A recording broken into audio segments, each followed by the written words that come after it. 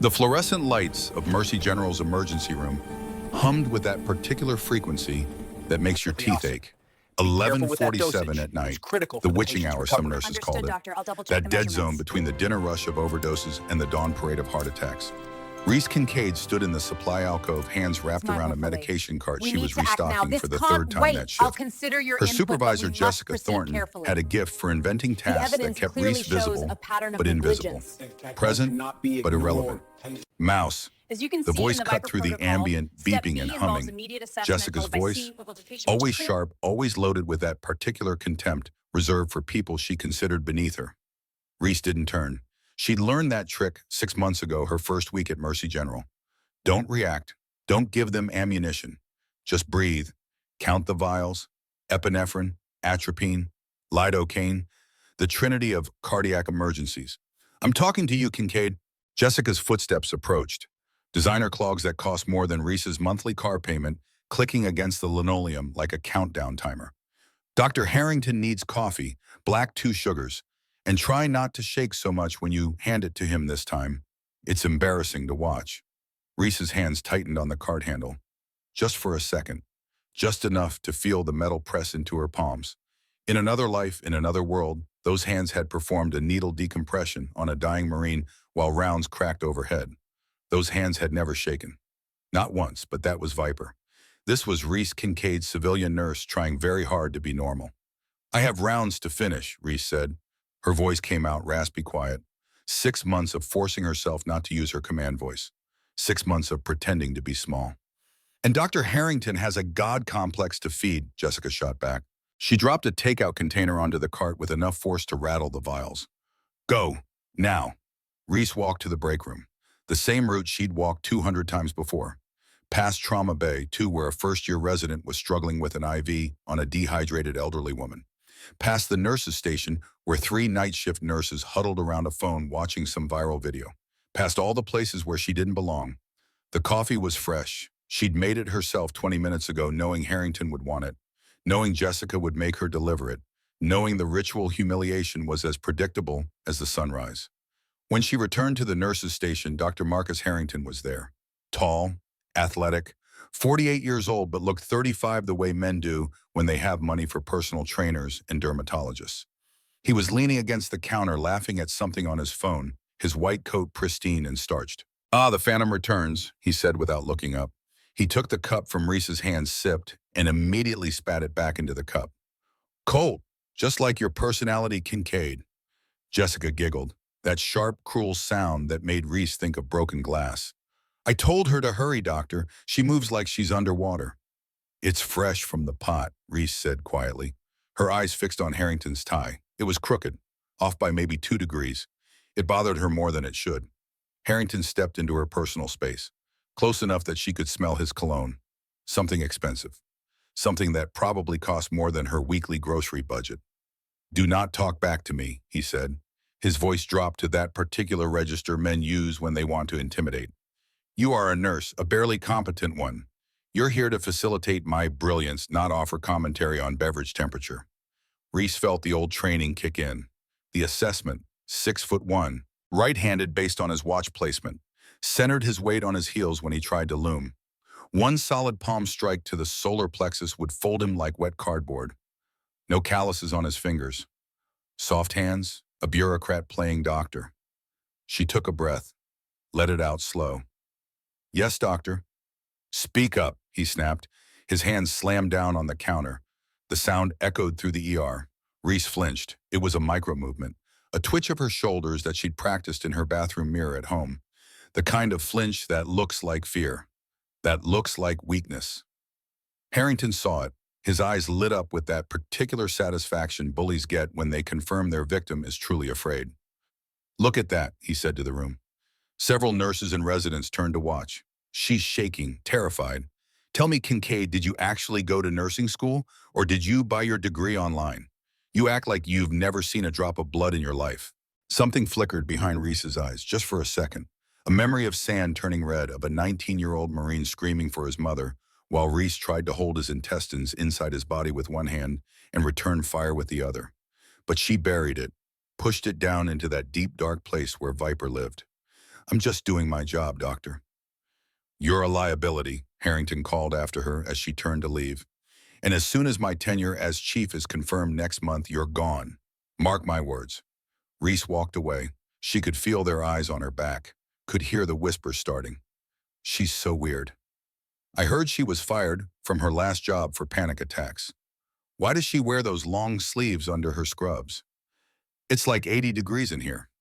She pushed through the curtain of Trauma Bay 3. The attending had told her to clean it, said there was vomit, there wasn't, there never was.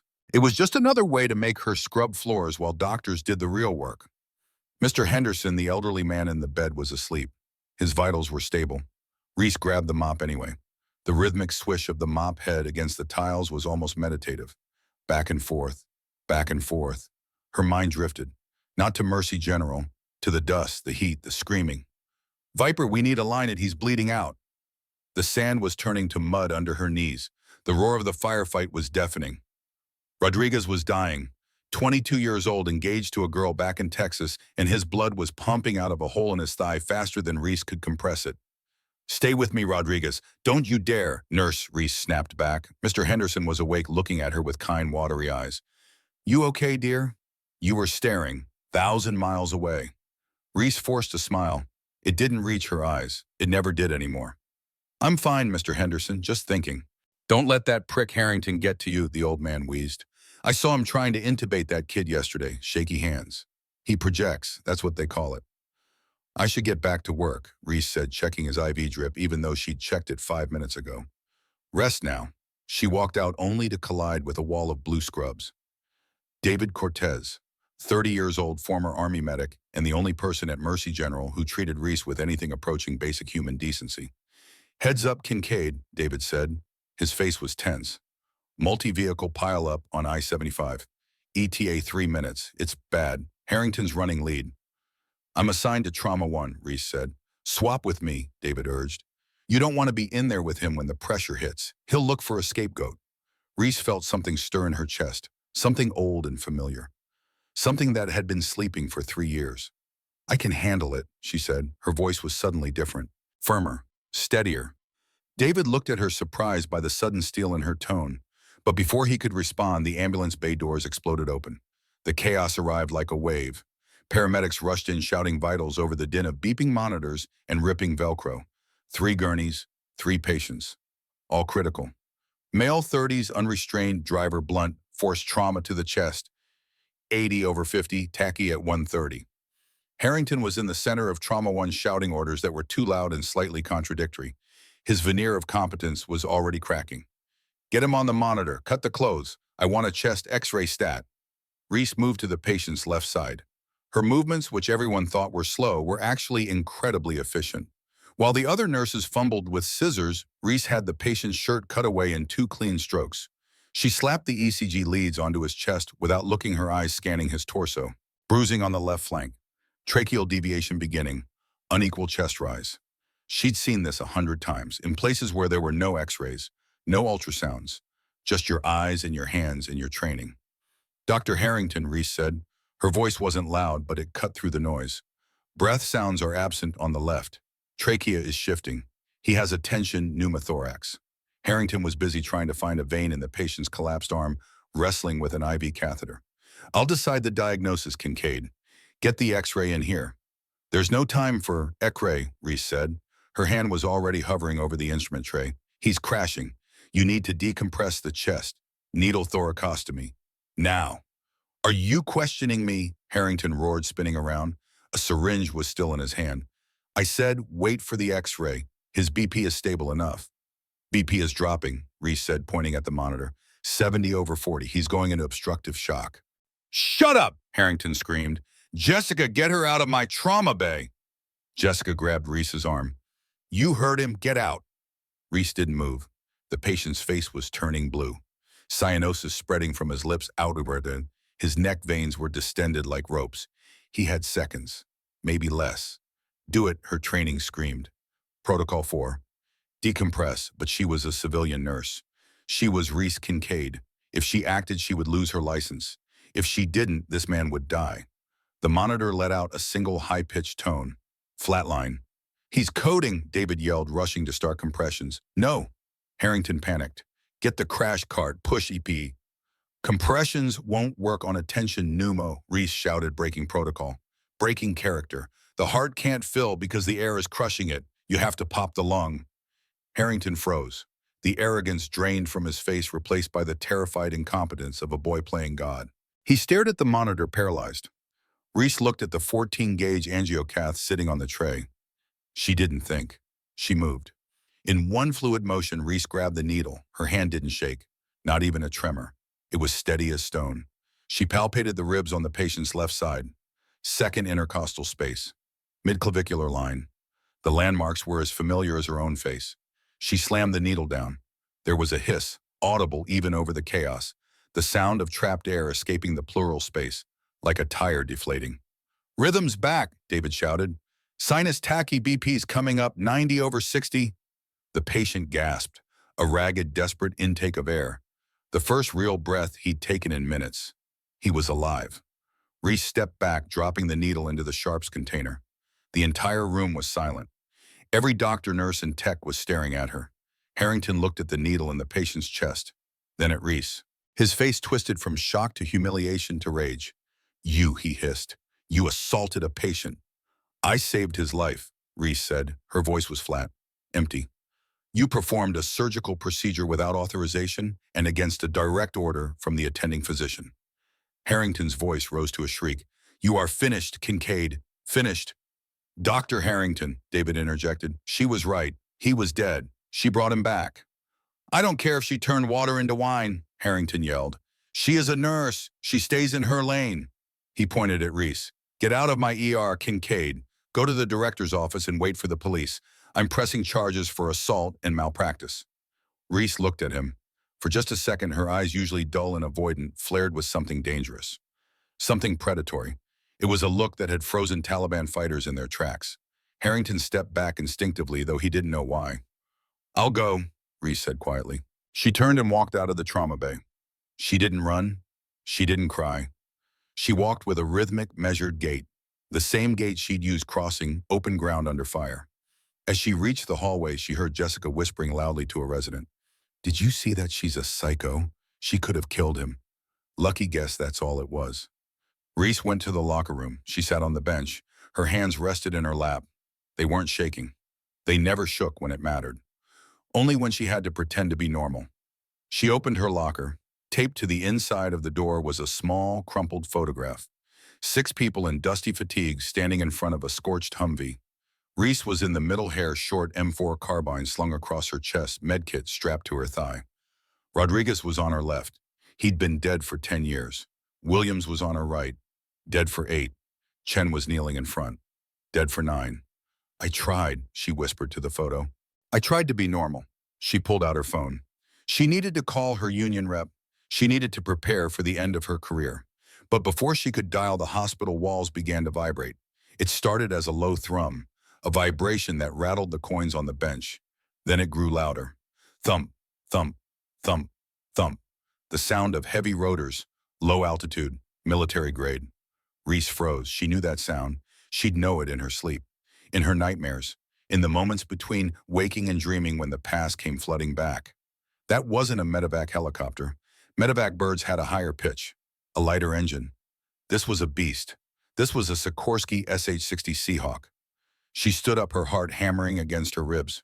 Not from fear, from a sudden electric shot of adrenaline. Why is a Navy bird landing at a civilian hospital in the middle of Ohio? She walked out of the locker room, drawn toward the ambulance bay windows. Outside, the sky was darkening as the massive gray helicopter descended. Not onto the helipad on the roof. No, right onto the hospital's front lawn. It was too heavy for the roof. Traffic on the street had stopped. People were running toward the windows. The wind from the rotors whipped the manicured hedges flat. The landing gear crushed Dr. Harrington's prized rose garden near the entrance. Reese watched as the side door gunner slid the heavy door open before the wheels even touched grass. 4 figures jumped out. They weren't paramedics. They wore multicam combat pants, tactical vests, drop-leg holsters. They moved with a violence of action that made the hospital's security guards back away with their hands up. Leading them was a man who looked like he'd been carved from granite. 62 years old, but still solid as oak. Gray hair cut military short, face mapped with scars and hard decisions.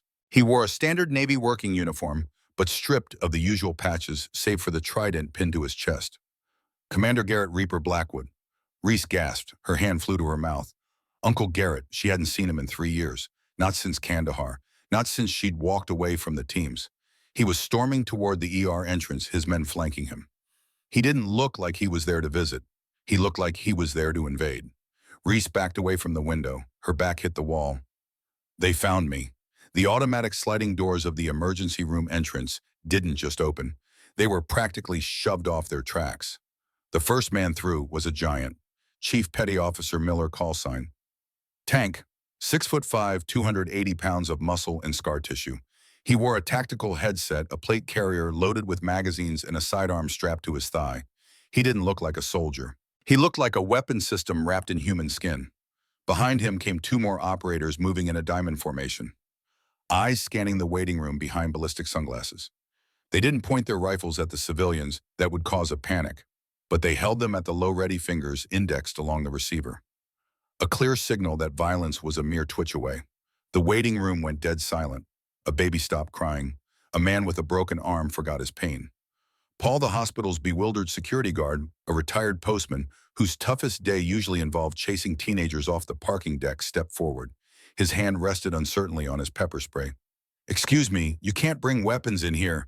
This is a gun-free zone," Paul squeaked. Tank didn't even slow down. He simply extended a massive hand, placed it gently but firmly on Paul's chest, and moved him aside as if he were a cardboard cutout. "Secure the perimeter," Tank said into his headset. "Alpha team has the lobby. Bravo, secure the elevators." Then Commander Garrett Blackwood walked in. If Tank was the hammer, Garrett was the scalpel. He walked straight to the reception desk. The receptionist, a young woman named Sarah, was trembling so hard her keyboard was rattling. "I need the location of Lieutenant Commander Reese Kincaid," Garrett said. His voice wasn't a shout. It was a low, gravelly rumble that carried more authority than a megaphone. Sarah blinked, and her mouth opened and closed like a fish. "I who?" "Reese Kincaid," Garrett repeated, leaning in. "Nurse? About 5'6", brown hair, probably hiding in the background. Where is she?" Before Sarah could answer, the double doors to the trauma bay swung open. Dr. Marcus Harrington stormed out. His face was a mask of indignation. He'd heard the commotion and naturally assumed someone was disrespecting his hospital. "What is the meaning of this?" Harrington demanded, marching up to Garrett. He puffed out his chest, trying to use his height to intimidate. It was like a poodle barking at a wolf. "You landed a helicopter on my rose garden. You are disrupting a medical facility. I am the chief of emergency medicine, and I demand you leave immediately before I call the police." Garrett looked at Harrington. He didn't look angry. He looked bored. His eyes swept over Harrington's pristine white coat, his expensive watch, his manicured appearance. "Are you the OIC?" Garrett asked. "I am Dr. Marcus Harrington, and I don't care about your—" "I asked if you're the officer in charge." Garrett cut him off. "We have a critical extraction incoming. I need your best trauma assets, and I need Kincaid." Harrington laughed. It was a high, incredulous sound. "Kincaid, you landed a military assault team to find Kincaid, the nurse I just fired for incompetence." Garrett's eyes narrowed. The temperature in the room seemed to drop 10 degrees. He took a step toward Harrington. "You fired her." "She's a liability," Harrington scoffed, emboldened by his own arrogance. "She's a mouse. She shakes when she pours coffee. She nearly killed a patient 10 minutes ago with a cowboy stunt. She is a disgrace to the profession." Garrett stared at Harrington for a long, uncomfortable second. Then he turned to Tank. "Tank, did you hear that this civilian thinks Viper is a liability?" Tank chuckled, a low, terrifying sound. "That's funny, boss. Real funny." Garrett turned back to Harrington. When he spoke, his voice was cold as winter steel. "Listen to me closely, Doctor. The woman you call a mouse is a decorated Naval Special Warfare combat medic. She served 3 tours with DevGru. She is the only person on this continent qualified to perform the procedure we need. So unless you want to be arrested for obstruction of a federal operation, you will shut your mouth and point me to her. Now." Harrington froze. The words didn't compute. "DevGru, combat medic, Reese." That's impossible," Harrington stammered. She cries if I yell at her." "She's acting, you idiot," Garrett growled. "She's trying to reintegrate, trying to forget the things she's seen, things that would make you wet your pants." Just then the door to the locker room opened. Reese stood there. She had taken off her scrub top, revealing a plain gray t-shirt underneath. Her arms, usually hidden by long sleeves, were visible. They were toned, wiry, and scarred. A long, jagged burn scar ran from her elbow to her wrist. Shrapnel from an IED in Fallujah. She held her purse in one hand. Her posture was different. The slump was gone. Her chin was up. Her eyes were dry. "Hello, Uncle Garrett," she said. Her voice was steady, clear, the voice of someone who had given orders under fire. Garrett turned. The hardness in his face melted just a fraction, just enough to show the man beneath the warrior. "Reese, you look like hell." "Civilian life doesn't suit me," she replied, walking past a stunned Jessica and a paralyzed Harrington. She stopped in front of Garrett. "Why are you here? I told you I was done. I turned in my trident. I'm retired." "We don't get to retire, Viper," Garrett said softly. "You know that." Reese's face went pale. "It's Lieutenant Ethan Brennan," Garrett continued. "The pilot. He took a round in the pelvic girdle during a training op gone wrong near the Canadian border. High-velocity fragment. It nicked the femoral, but it's lodged against the iliac artery. It's a widowmaker fragment, Reese. Barbed. If we pull it, he bleeds out in 10 seconds. If we leave it, sepsis kills him in an hour." Reese closed her eyes. She knew the injury. She'd written the paper on it. The Viper protocol for complex junctional hemorrhage. "Why bring him here?" she asked. "Why not Bethesda Walter Reed?" "We were in transit," Garrett said. "He started crashing over Ohio. We didn't have time. We tracked your cell phone. We knew you were here." He stepped closer. His voice dropped to something that wasn't quite a plea, but wasn't quite an order either. "The flight surgeon on board is terrified to touch it. He says only you can do the extraction without nicking the artery. Ethan is asking for you, Reese. He's dying." Reese looked at Garrett. Then she looked at the hospital staff staring at her. She saw David, his face full of awe. She saw Harrington, his face full of fear. She saw Jessica, her mouth hanging open in shock. She made a fist. Rock solid. "Where is he?" Reese asked. "Medevac bird is 2 minutes out," Garrett said. "We secured the roof." Reese turned to the room. The transition was instant. Complete. The gray mouse was dead. The Viper was back. "David," she barked. The volume and command in her voice made David jump to attention. "Yes? Yes, Reese. I need trauma 1 prepped. Sterile field. I need the vascular tray. 2 units of O-negative warmed on the rapid infuser. Get the massive transfusion protocol running and get me a Doppler ultrasound, now." David ran, no questions asked. Reese turned to Jessica. The bully nurse shrank back. "Jessica," Reese said, her voice was like a whip. "Get out of my way." "But Dr. Harrington said," Jessica stammered.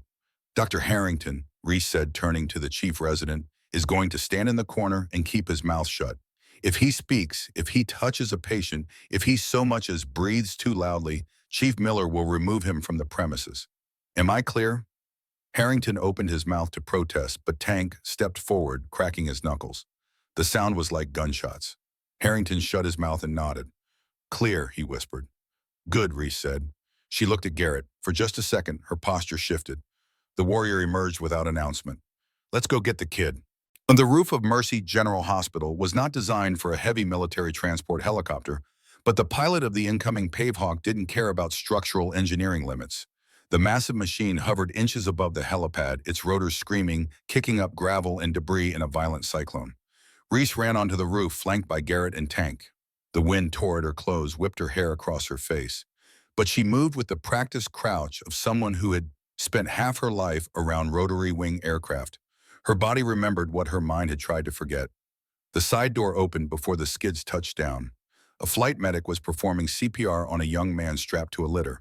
His hands moved in desperate rhythm, but Reese could see from 50 feet away that the compressions were wrong, too shallow, too fast. "Let's move, move, move," Garrett screamed into his comm. They offloaded the litter at a run. Lieutenant Ethan Brennan was 24 years old and looked like a corpse. His skin was the color of old newspaper. His flight suit was soaked through with blood. A massive pressure dressing was clamped over his right hip and groin, but blood was seeping around the edges. As they ran the gurney toward the elevator, Ethan's eyes fluttered open.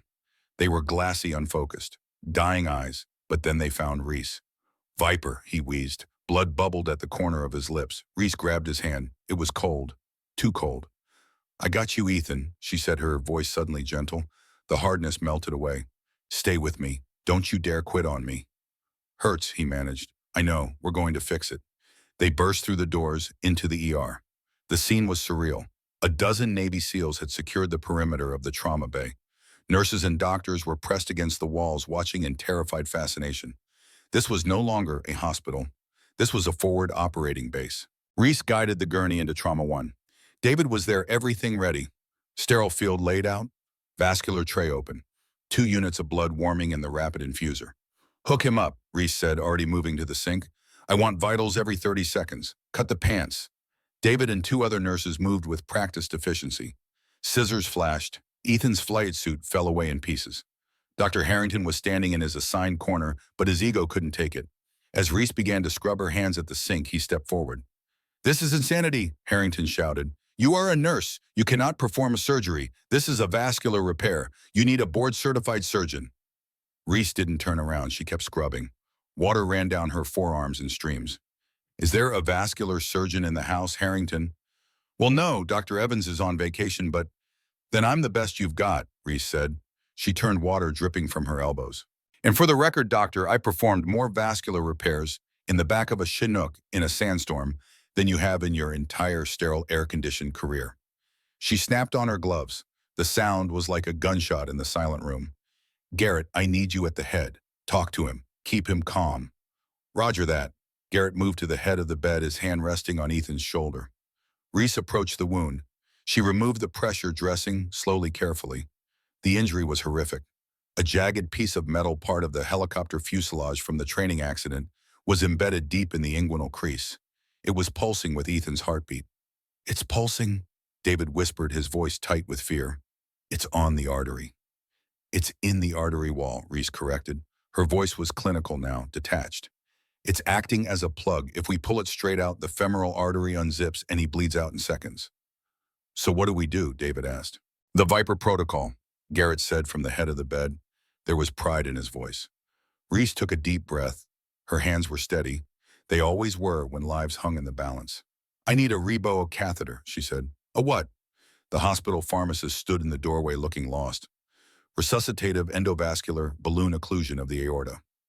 Reese said rapidly. It's in the trauma supply closet, top shelf. Dusty box.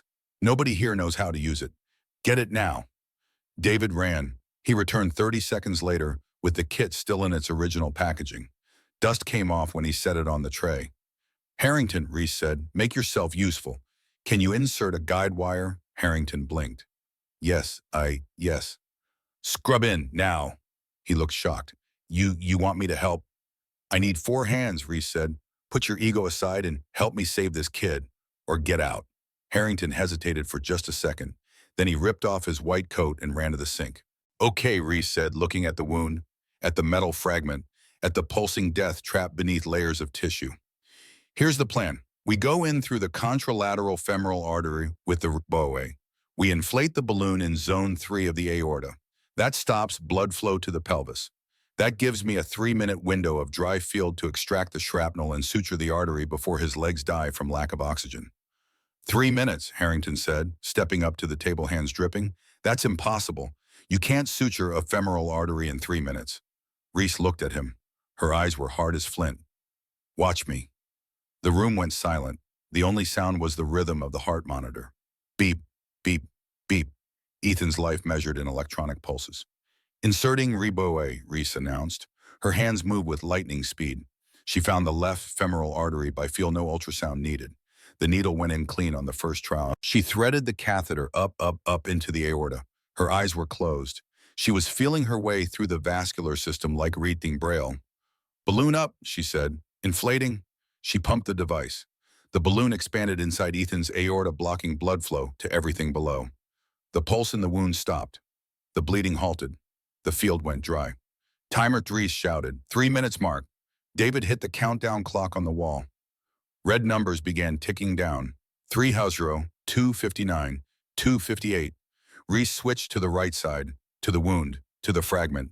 Scalpel. David slapped it into her palm. She widened the incision. Blood welled up for a second, then stopped as the balloon held. She reached in with forceps. Careful, Harrington whispered, sweat dripping down his forehead despite the air conditioning. It's hooked. I see it, Reese said. Her voice was calm, conversational, like she was discussing the weather. She didn't shake. Her hands were instruments of absolute precision.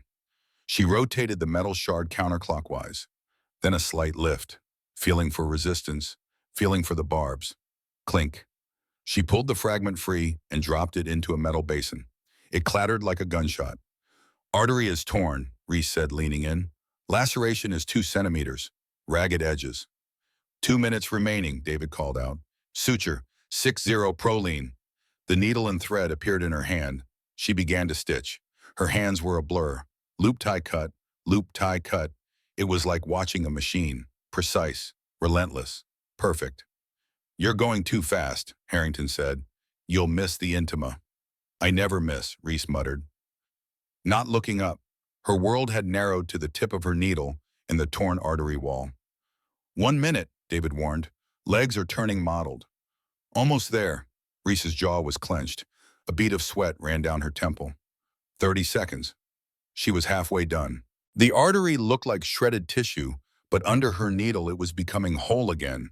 Layer by layer, cell by cell. 10 seconds, 9, 8. Reese threw the final knot. Her hands moved so fast they blurred. Balloon down, deflate. She released the air from the aortic balloon. Blood rushed back into the pelvis, into the legs, into the repaired artery. Everyone held their breath. They stared at the suture line.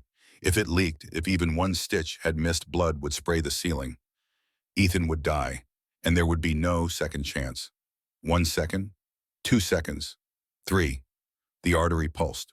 Thump, thump, thump. It held. Not a drop of blood leaked. Distal pulses? Reese asked, stepping back. David ran his fingers down to Ethan's feet. He felt for the dorsalis pedis pulse. His eyes went wide. Strong pulses in both feet, he said, his voice cracking with emotion. He's pinking up, colors coming back. A cheer went up in the trauma room. The SEALs, usually stoic as statues, were fist-bumping each other. Garrett let out a breath he'd been holding for 3 minutes. Reese stripped off her bloody gloves and dropped them in the waste bin. She took a deep breath, feeling the adrenaline drain from her system. Her knees wobbled slightly. Garrett was there instantly, catching her by the elbow. I got you, Viper. Reese looked up at Harrington.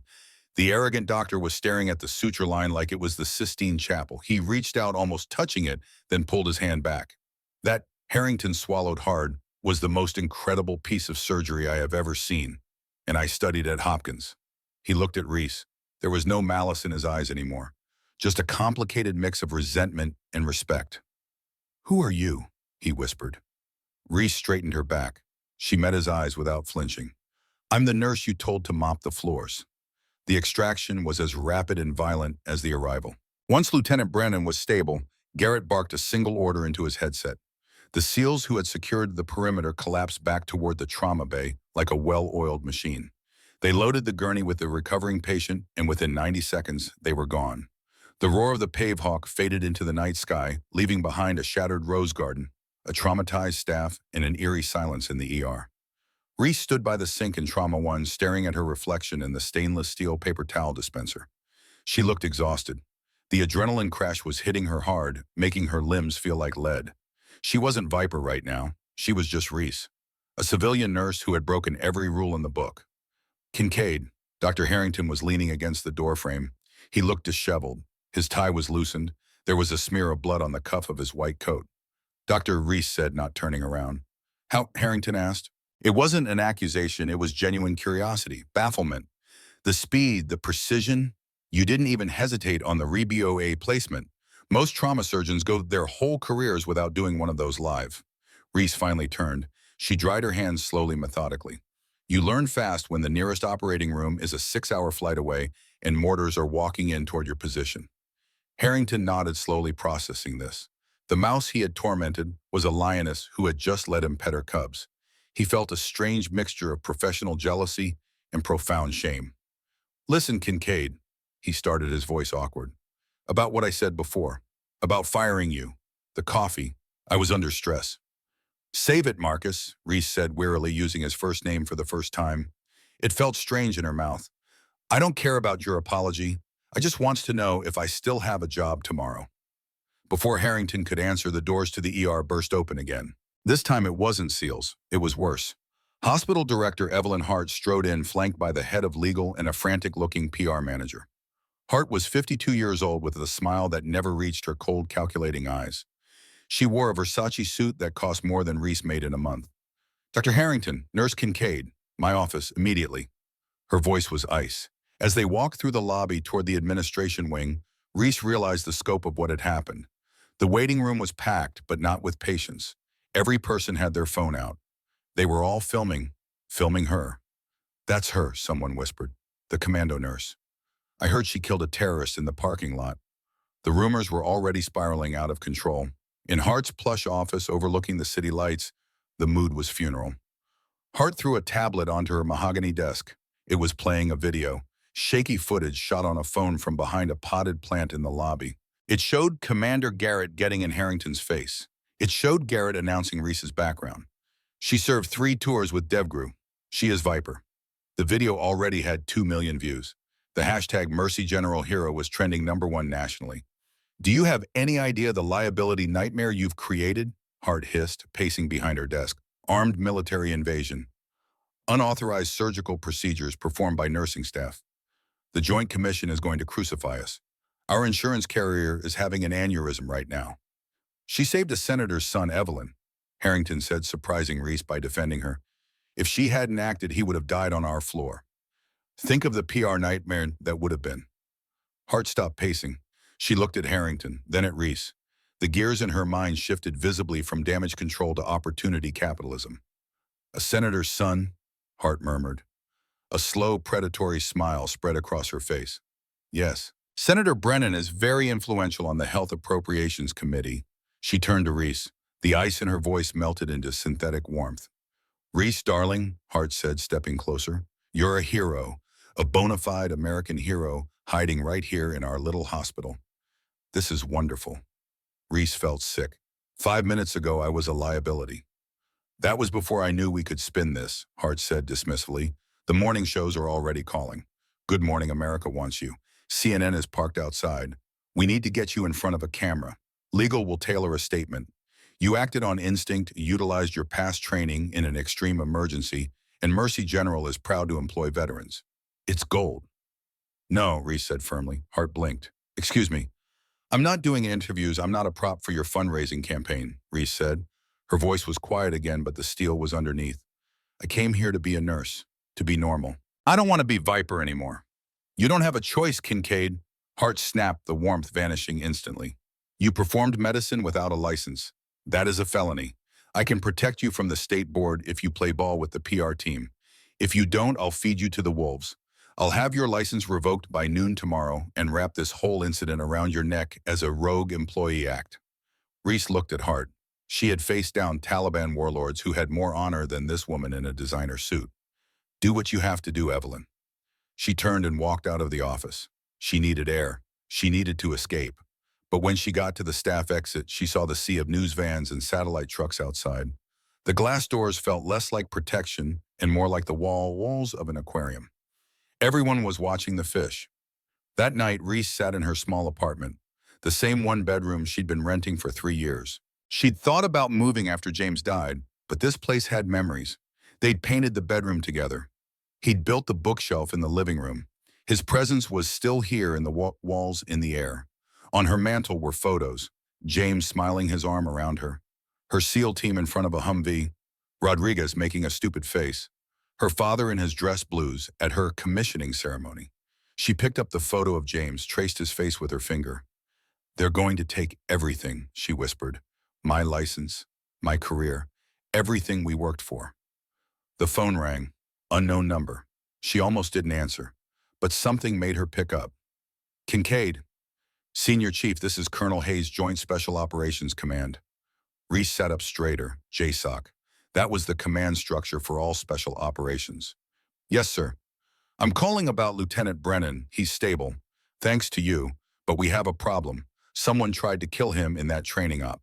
It wasn't an accident, and now someone's trying to finish the job." Reese felt ice in her veins. "Sir, we think there's a mole, high up, someone who benefits from Brennan dying. He was carrying evidence of defense contractor fraud. $20 billion. Goes all the way to Congress." "Why are you telling me this?" "Because Brennan won't talk to our medics. He's asking for you, and because we need someone we can trust.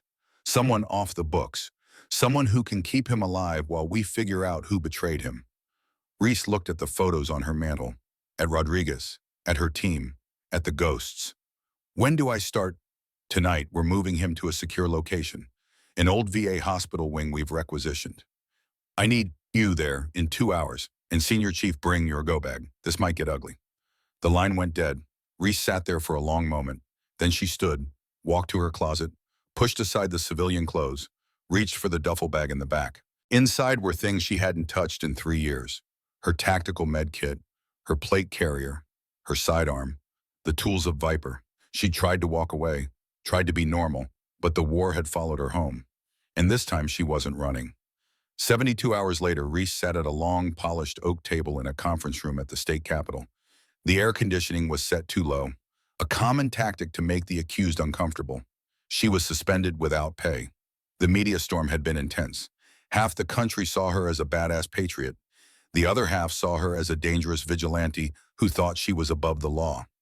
Across from her sat 5 members of the State Board of Nursing disciplinary panel, stern-faced men and women who had spent decades deep in the weeds of bureaucracy and protocol. To them, a checklist was more holy than scripture. At the head of the table was Chairperson Patricia Drummond, a woman with severe glasses and a tight bun, who looked at Reese like she was a particularly stubborn stain on a uniform. Miss Kincaid, Drummond began, adjusting her microphone. We are here to determine if your actions on the night of November 14th constituted a gross violation of your scope of practice as a registered nurse in the state of Ohio. The charges are severe: practicing medicine without a license, performing invasive surgical procedures, and insubordination. Reese sat straight. Her hands were folded on the table. She wore her best pantsuit, which felt restrictive compared to scrubs or fatigues. I understand the charges, ma'am. Let the record show, Drummond droned, that the patient survived. However, outcome is not our primary concern here. Process and legality are. We will first hear from witnesses. The door opened. Jessica Thornton walked in. She looked nervous, smoothing her skirt repeatedly. She avoided making eye contact with Reese. Miss Thornton, Drummond said, tell us what you saw.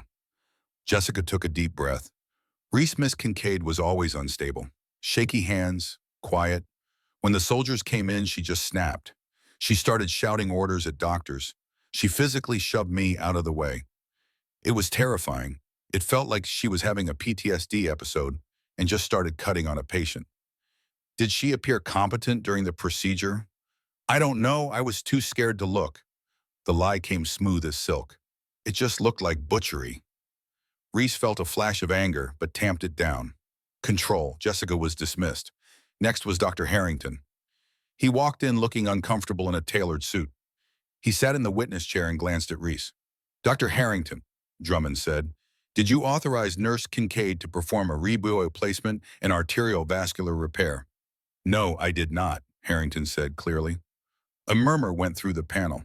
Did you attempt to stop her? Yes, initially. And why did you stop trying? Harrington paused. He looked at his hands, then at the board. Because if I had stopped her, Lieutenant Brennan would be dead right now. And because, frankly, she was doing a better job than I could have. The room went dead silent. Dr. Harrington, Drummond said, her voice sour, are you saying her violation of protocol was justified? I'm saying that in a combat situation, which that ER effectively was the rules change, Harrington said, finding his spine. She had the training, I didn't. She saved a life. You can strip her license if you want to follow the letter of the law, but you'd be punishing a hero for being a hero. Thank you, doctor. You may step down. Drummond turned her gaze to Reese. It was the look of a judge about to pass sentence. Miss Kincaid, your background in the military is impressive, but you are a civilian nurse now. You cannot simply decide when the rules apply to you. You put the hospital at immense risk. You undermine the physicians. This is cowboy medicine, and we cannot tolerate it. Reese leaned forward toward the microphone. Her voice was calm, measured, the voice of someone who had given testimony before. With all due respect, Chairperson Drummond, when a young man is bleeding out from a junctional hemorrhage, the virus of bureaucracy is more deadly than the bullet. Drummond's face turned red. I didn't undermine the physician, Reese continued. I assisted him by doing what he couldn't. I didn't put the hospital at risk. I prevented a death on their premises. If that makes me a cowboy, then buy me a hat. Your insolency will not help your case, Drummond snapped. The evidence is clear. I am recommending the immediate and permanent revocation of your nursing license.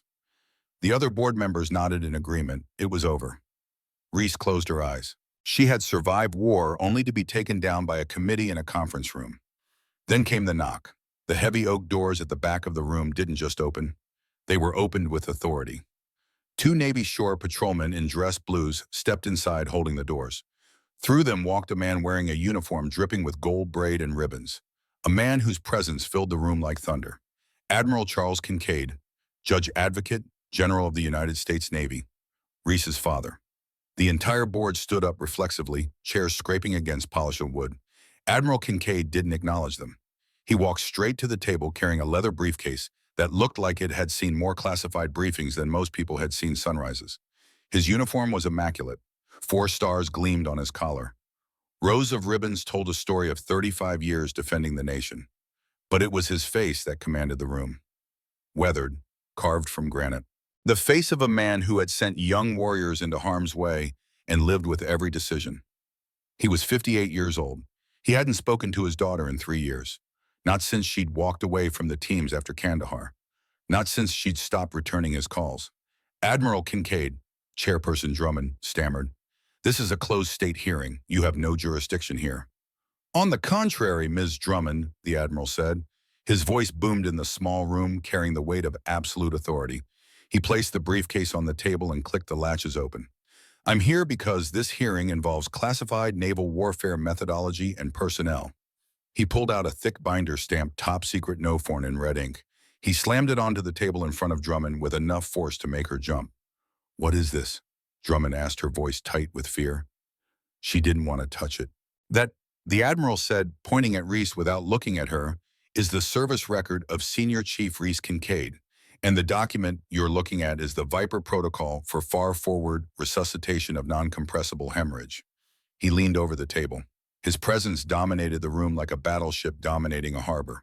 "You are accusing her of practicing cowboy medicine without a license. I am here to inform you that she wrote the licensing exam for that specific procedure. The technique she used to save Lieutenant Brennan isn't rogue. It is the current standard of care for naval special warfare medics operating in austere environments. It's classified because we don't want our enemies knowing how good we are at keeping our people alive." The Admiral straightened. He looked around the table, daring anyone to challenge him. Lieutenant Brennan was on active duty. The moment his team entered that hospital, that ER became a forward operating base under military jurisdiction. Senior Chief Kincaid was the ranking medical officer on site for that specific injury. She wasn't acting as a civilian nurse. She was reactivated by the on-scene commander, Commander Garrett Blackwood, under Article 9 of the Uniform Code of Military Justice due to extreme exigency. He turned to Reese. His expression softened just enough to show something that wasn't quite approval, but wasn't quite disappointment either. Something closer to pride, mixed with old pain. "You're not retired until we say you're retired, Senior Chief." Reese's throat tightened. She hadn't heard him call her by her rank in 3 years. She'd thought she'd never hear it again. The Admiral turned back to Drummond. His face hardened again, like a blast door slamming shut. "So you have 2 choices, Chairperson. You can continue this farce, revoke her license, and I will have this entire board subpoenaed to testify before a Senate Armed Services Committee hearing on why the state of Ohio is interfering with national security assets. The hearing will be public. The press will be there, and I will personally ensure that every senator on that committee understands that you attempted to punish a decorated combat veteran for saving a senator's son." He paused, let the words hang in the air like a sword. "Or you can recognize that extreme circumstances require extreme competence. Dismiss these charges with prejudice and let this woman go back to doing what she was born to do, saving lives." The silence in the room was absolute. You could hear the ventilation system humming. You could hear Drummond's pen tapping against her notepad, a nervous tick. Drummond looked at the classified binder, then at the Admiral, then at Reese. The bureaucratic wall had just been hit by a cruise missile. The sound of the gavel hitting the woodblock echoed like a gunshot.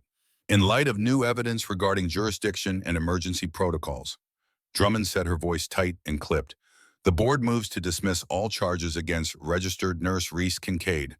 The suspension is lifted immediately. This hearing is adjourned." The room exhaled. Board members began gathering their papers, avoiding eye contact. They looked like students who just failed an exam they thought they'd aced. Admiral Kincaid closed the classified binder with a snap. He didn't smile. He simply nodded once, a gesture of dismissal that made them feel like cadets who disappointed their drill instructor. Reese stood up. Her legs felt shaky for the first time that day. She turned to her father. "Thank you, sir," she said, slipping back into military formality. It was easier than saying Dad, easier than acknowledging the 3 years of silence between them. "Don't thank me, Reese," the Admiral said. His eyes softened again, just for a moment. "Thank Garrett. He called me the minute he got back to base. Told me you were getting railroaded." He picked up his briefcase. "And for the record, your mother would have been proud of what you did in that ER." Reese felt a lump in her throat. Her mother, Claire Kincaid, who died of cancer when Reese was 29, who'd held Reese's hand through every nightmare after Kandahar, who'd told her it was okay to walk away, to try to be normal. "I just did the job, sir." "You always do," he said quietly. Reese stood there watching her father prepare to leave, the man who'd raised her after her mother died, the man who'd encouraged her to join the Navy, the man she'd shut out for 3 years because she couldn't face her own failure. "Dad," she called out. The Admiral stopped, turned. For a moment, they just looked at each other, father and daughter, Admiral and Senior Chief, two warriors who'd lost too much and fought too long. "I'm sorry," Reese said, "for shutting you out, for not returning your calls, for—" "You needed space," the Admiral said quietly. "You needed to heal on your own terms. I understood." He paused. "Your mother would have understood too." "I miss her," Reese whispered. "Every day," her father agreed. "But she's not gone, Reese. She's in every life you save, every medic you train, every moment you choose to stand up instead of stay down." He smiled just a little. "She's proud. I'm proud. And it's damn good to have you back, Senior Chief." He saluted, crisp, formal. Reese returned it, tears streaming down her face. Then the Admiral turned and walked out, leaving his daughter standing taller than she had in 3 years. Reese stood alone in the conference room. Through the window, she could see the state capitol grounds. People walking, living their lives, unaware that a war had just been fought and won in a bureaucratic conference room. She pulled out her phone. There was a text from Garrett. "Ethan's out of ICU, walking with a cane, but walking. He says thanks, Viper. Drinks are on the team next time you're in Virginia Beach." Reese typed back, her thumbs moved slowly, carefully. "Tell him to walk it off, and I drink whiskey." "Neat." She put the phone away and walked out of the Capitol building. The autumn air hit her face like a baptism, cool, clean, free. But she knew the truth. The fight wasn't over. Someone had tried to kill Ethan, someone powerful, someone who thought they could get away with murder. And in the 72 hours between that helicopter landing and this hearing, Reese had been busy. The secure location Colonel Hayes had mentioned was an abandoned wing of the Cincinnati VA hospital. The building was old, forgotten, the kind of place bureaucrats had earmarked for demolition, but never got around to actually demolishing. It was perfect.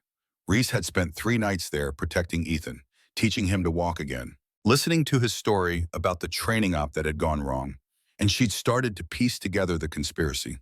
The training op had been scheduled at the last minute. The route changed. The coordinates altered. Just like Kandahar. Just like 10 years ago. And the name that kept coming up, buried in classified reports and redacted emails, was a name she knew, General Richard Ashford, the same man who'd gotten her team killed in Kandahar, the same man who'd somehow escaped justice for 20 years, the same man who was now orchestrating a conspiracy worth $20 billion in fraudulent defense contracts. He'd thought Ethan was dead. He'd thought the evidence had died with him. He was wrong. And 3 nights ago, when 3 contractors with suppressed weapons and military-grade body armor had tried to breach the VA hospital, they'd found something they didn't expect. They'd found Viper. The fight had been brutal. Close quarters. No room for error. Reese had used everything medical equipment as weapons, the building's layout as a trap, her training as an edge. She'd killed 2. Wounded the 3rd badly enough that he'd talked before he bled out. He'd given her Ashford's name, his location, his next move, and he'd given her something else. Proof, documents, emails, bank transfers, everything she needed to bring down an empire. The next morning, Mercy General Hospital felt different. As Reese walked through the sliding glass doors, the air didn't feel heavy with judgment anymore. It felt electric, charged with possibility. She wasn't wearing the baggy, oversized scrubs she used to hide in. She wore a fitted navy blue set. Her hair was tied back in a practical, no-nonsense bun. She walked with her head up. Her stride was long and purposeful. The receptionist, Sarah, looked up. "Oh, Good morning, Reese. Coffee's fresh. Thanks, Sarah. Reese smiled, a real smile that actually reached her eyes. As she walked toward the nurse's station, the whispers started, but they had changed. That's her, the one the Admiral defended. I heard she can intubate a patient blindfolded. My cousin's in the Navy. He says DevGru medics are like gods. Jessica was at the station reorganizing charts with trembling hands. When she saw Reese approaching, she froze. She looked like a deer caught in headlights. The bully who had made Reese's life hell was gone, replaced by a terrified woman who knew she'd poked a sleeping dragon. Reese, Jessica said, her voice shaking, I put your schedule on the board. You're in Trauma 1 today. I know you probably want a different assignment after everything. Trauma 1 is fine, Reese said. She looked at Jessica. She could have reported her, could have humiliated her the way Jessica had done to Reese for 6 months. But what would that accomplish? And Jessica, tighten your ponytail. It's dipping into the sterile field when you lean over. Jessica blinked, surprised by the lack of venom. Yes, of course, right away. Reese walked past her. She didn't need revenge. The fear in Jessica's eyes was victory enough. She entered the break room. Dr. Harrington was there staring out the window at the repaired rose garden. The landscapers had done good work. You could barely tell a helicopter had landed on it. He turned when he heard the door. For a moment, neither of them spoke. The history between them hung in the air. The coffee, the insults, the surgery, the hearing, all of it. I expected you to quit, Harrington said finally. Go back to the Navy or find a hospital that didn't try to ruin you. I'm not running anymore, Marcus, Reese said, pouring herself a cup of coffee. And besides, this place is a mess. You need someone who knows how to handle a crisis. Harrington snorted. It was almost a laugh. That's an understatement. The board of directors is still hyperventilating. Evelyn Hart is trying to figure out how to put your face on a billboard without you suing her. She can try, Reese said, taking a sip. The coffee was terrible. Hospital coffee always was. But it tasted like victory. But I have a condition for staying. Harrington raised an eyebrow. Oh, and what is that? My parking spot, a raise. And I want to run the trauma training program. Reese set down her coffee cup. She met his eyes. I watched your residents during that code blue last week. They're slow. They panic. They rely on technology when they should be relying on clinical skills.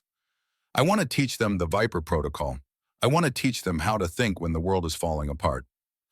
Harrington looked at her. He thought about the way she had moved during the surgery on Lieutenant Brennan. The efficiency, the calm. It was exactly what his department lacked. He extended his hand. Done, Harrington said. Lead trauma coordinator. You answer only to me. And frankly, I'll probably just listen to you anyway. Reese took his hand. His grip was firm, respectful. One more thing. Harrington added, a glint of humor in his eyes. Next time a helicopter lands on my roses, warn me first. No promises, Reese smirked. Later that day, the ER was unusually quiet. The chaos of the morning rush had subsided into the lull before the evening madness. Reese stood in Trauma 1, the room where everything had changed, where she'd stopped being a ghost and become herself again. She pulled out her phone. Another text from Garrett. Heard the good news. Always knew they couldn't keep Viper down. Also, we have a situation developing in the Mediterranean. Nothing urgent yet, but I wanted you to know the door's always open. Once a seal, always a seal. Reese stared at the message for a long time. The Mediterranean. That meant another deployment, another war, another chance to be Viper full-time instead of part-time. She typed back slowly. Appreciate it, Uncle Garrett, but I have a mission here, teaching the next generation so when their moment comes, they're ready. Tell the team I'm where I need to be. She hit send. Then she looked at her reflection in the glass cabinet. She saw the scars on her arms visible now that she'd stopped hiding them. She saw the lines on her face, the gray hairs starting to show at her temples.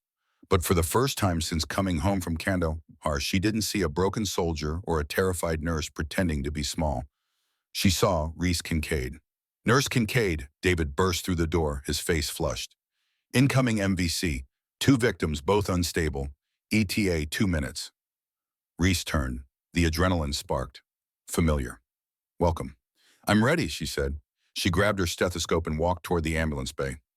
Not as a ghost, not as someone hiding, but as the warrior she had always been. But that night after her shift ended, Reese didn't go home. She drove to a warehouse district on the outskirts of Cincinnati, the kind of place where questions weren't asked and security cameras mysteriously malfunctioned. Garrett was waiting for her, so was Tank, and 5 other operators she recognized from the teams. You ready for this? Garrett asked. Reese nodded. She opened the trunk of her car. Inside was her gear, not her nursing gear, her other gear. Ashford's in a safe house 20 miles from here, Garrett said. FBI's building a case, but it'll take months, maybe years. And in that time, he'll disappear. Retire to some country without extradition. Live out his days on blood money. Or, Tank rumbled, we could accelerate the timeline. Reese looked at them, her team, her family. I'm not killing him, she said firmly. I'm not a murderer. No one's asking you to be, Garrett said. But we need someone to get close. Someone he doesn't know is coming. Someone who can extract the evidence we need to put him away forever. He handed her a folder.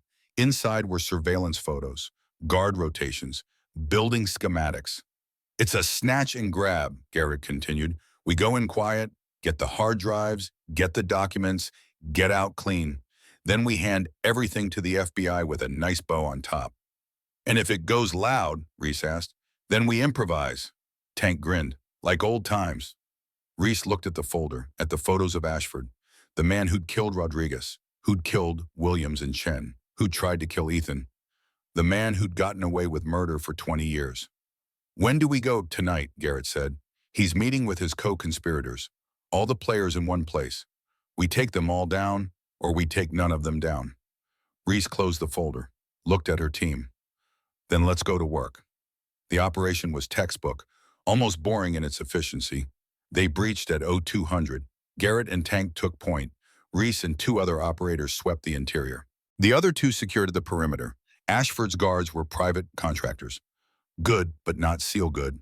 They went down quiet, tased, zip-tied, sedated. Reese found the study, found the safe, found everything they needed. Hard drives, documents, evidence of 20 years of fraud, corruption, and murder. She was copying files onto a portable drive when she heard footsteps behind her. Well, Maya Reynolds. She turned. General Richard Ashford stood in the doorway, 62 years old but still trying to look like a soldier. He wore silk pajamas, held a pistol that shook slightly in his hand. It's Reese Kincaid, she corrected, and you're going to prison, General. Am I? Ashford smiled. Or are you going to die in a tragic home invasion killed by the same contractors who've been cleaning up my messes for 2 decades? Your contractors are zip-tied in the basement, Reese said calmly, and my team has this building locked down. You've lost Ashford. Accept it with grace. Grace, Ashford's face twisted with rage. You have no idea what you've cost me, 20 years of war, billions of dollars. All because some jumped-up medic with PTSD couldn't stay in her lane. I watched Rodriguez die because of you, Reese said. Her voice was quiet, deadly. I watched Williams take a round through the throat. I watched Chen get cut down trying to save him. All because you changed our orders. All because you needed a dead to cover your fraud. They were soldiers, Ashford spat. They knew the risks. They were my family, Reese said, and you murdered them. Ashford raised the pistol. His hand was shaking worse now. Fear or rage, Reese couldn't tell. I should have made sure you died too, he snarled. Probably, Reese agreed, but you didn't, and that was your mistake. Garrett appeared behind Ashford, moved like smoke. One hand closed over Ashford's gun hand, the other went to his throat. The general dropped like a puppet with cut strings on. Target secured, Garrett said into his comm. Viper, you good? I'm good, Reese said. She looked down at Ashford unconscious on the floor. 20 years of nightmares, 20 years of guilt, and it ended with a whimper, not a bang. She felt nothing, no satisfaction, no joy, just tired. Let's pack it up, she said. Get everything to the FBI. Let justice do its job. And if justice fails, Tank asked from the doorway. Reese looked at him, at Garrett, at her team. Then we'll deal with it, she said. But we do it the right way. We're not murderers, we're warriors. There's a difference. 6 weeks later, on a cold Tuesday morning in December, Reese stood in front of a classroom in the newly renovated Mercy General Combat Trauma Training Center. The room was state-of-the-art, simulation mannequins, trauma equipment, everything a modern teaching hospital should have. But more importantly, it had students. 20 of them, young nurses and residents, eager faces, notebooks open, phones silenced, all of them looking at Reese like she held the secrets of the universe. Behind her on a projector screen was a diagram of the Viper protocol. The same protocol that had been classified 3 months ago was now being taught to the next generation. The Pentagon had declassified it after Senator Brennan personally lobbied for it. His son was alive because of this procedure. Other sons and daughters should have access to it too. Most of you will never see combat, Reese began. Her voice was calm, measured, the voice of a teacher, not a warrior. But someday you'll face a situation where everything goes wrong, where the patient is dying, where protocol doesn't work, where you have to make a choice. She paused, let the words sink in. Follow the rules and watch them die, or break the rules and maybe save them. A young resident raised his hand, fresh-faced, couldn't be older than 26. Yes. Ma'am, is it true you served in Iraq? Afghanistan and Iraq, yes. Is it true you, he hesitated, that you killed people? The room went silent.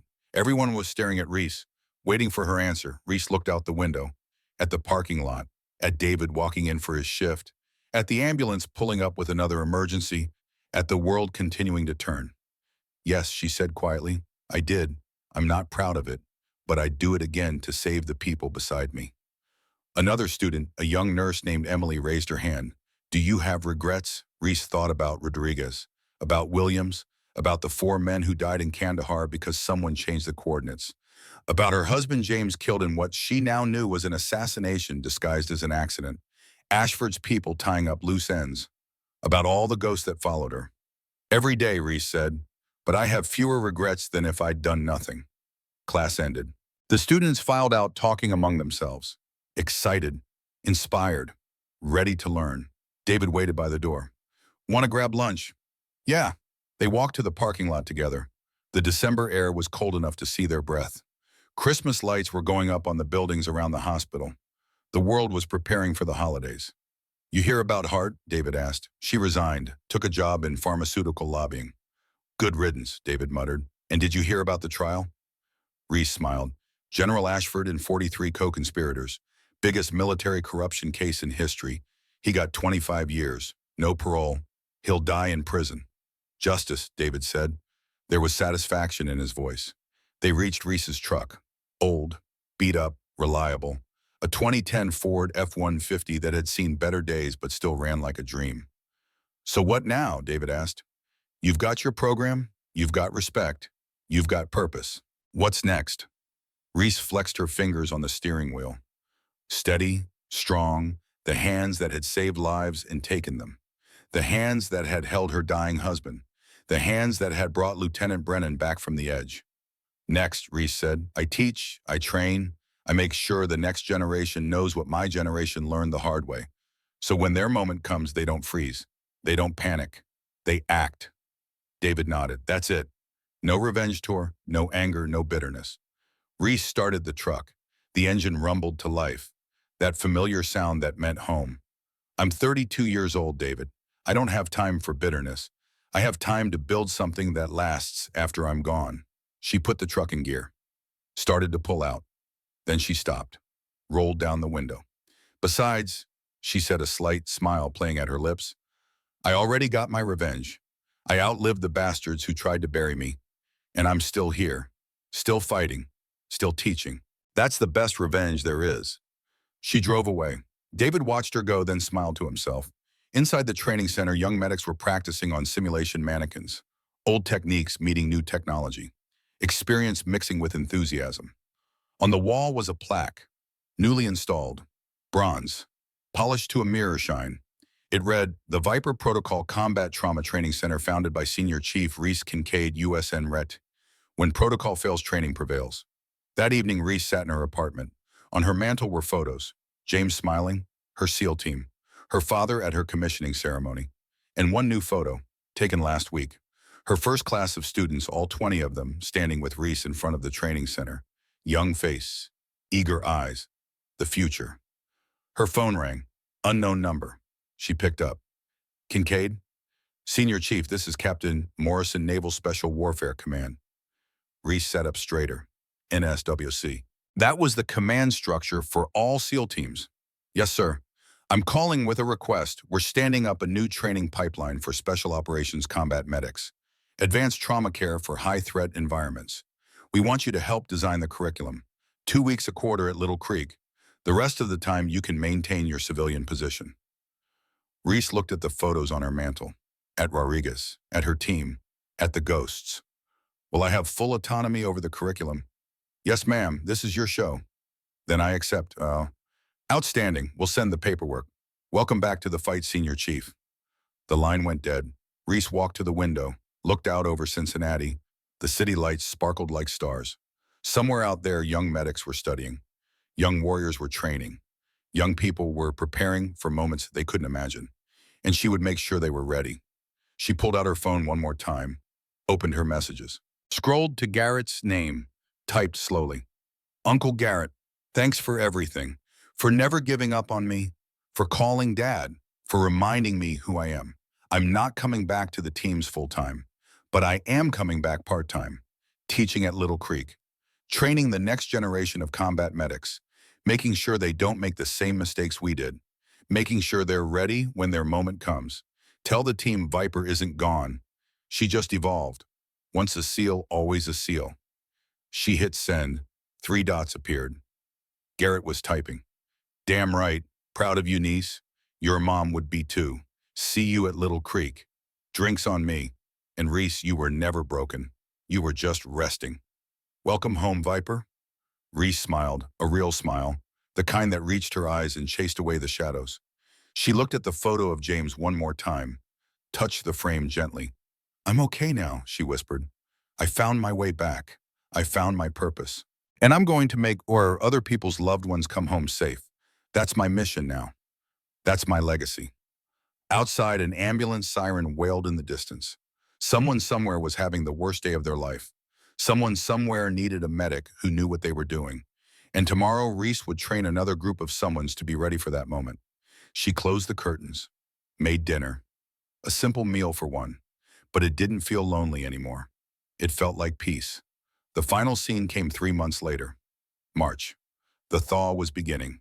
Winter releasing its grip on Ohio. Reese stood at the front of her classroom. But this time the class was different. These weren't residents or nurses from Mercy General. These were Navy corpsmen, Marine combat medics, Army 68 Whiskies, Air Force pararescue. 24 warriors from all branches, all specialties, all gathered to learn from the woman who'd written the book on staying alive in hell. The last guard sat in the back row. 6 men in their 60s and 70s. Garrett had brought them. Maddox Tank Brenner, Sullivan Ghost Whitmore, Isaiah Bulldog Kane in his wheelchair. Veterans who'd survived their wars and wanted to see the next generation survive theirs. Reese looked at them, at the old and the young, at the past and the future, at the unbroken chain of warriors stretching back through time. Welcome to Advanced Combat Trauma Care, she began. I'm Senior Chief Reese Kincaid, call sign Viper. Over the next 8 weeks, I'm going to teach you how to save lives in places where death is the default. I'm going to teach you how to work under fire, how to make decisions when there's no time to think, how to carry the weight of lives in your hands and not break under it. She paused. I'm not going to lie to you. This training is hard. Some of you will fail. Some of you will decide this isn't for you. That's okay. Because the ones who make it through, the ones who earn the right to be called combat medics, those warriors will save lives that would otherwise be lost. They will bring brothers and sisters home. They will be the reason someone's son or daughter gets to see another birthday. She looked at each face. Young, old, scared, determined, ready. They called me a ghost. They called me weak. They called me broken. They didn't know that sometimes the quietest warrior is the deadliest, that sometimes silence isn't weakness. It's patience waiting for the right moment to strike. She walked between the rows of students. You don't need to be loud to be strong. You don't need to prove yourself to people who can't understand what you've done. You just need to be ready. Ready when the moment comes. Ready when someone's life depends on you. Ready to stand up and say, not today, death, not on my watch. The room was silent, hanging on every word. So let's begin. Let's make sure that when your moment comes, you're ready. Let's make sure you're the warrior someone needs. Let's make sure you're Viper. And the training began. Years from now, those students would tell their own students about the woman who taught them, about Senior Chief Reese Kincaid, about Viper, about the ghost who became a legend. They would pass on her techniques, her protocols, her wisdom, and lives would be saved. Generations of lives, because that's what warriors do. They don't just fight, they teach. They pass on the knowledge, they build legacies, and Reese Kincaid's legacy would save thousands of lives she would never meet. in wars she would never see, in places she would never go, because she understood the most important truth of all. The greatest warrior isn't the one who wins the most battles. It's the one who makes sure the next generation can win theirs. The end.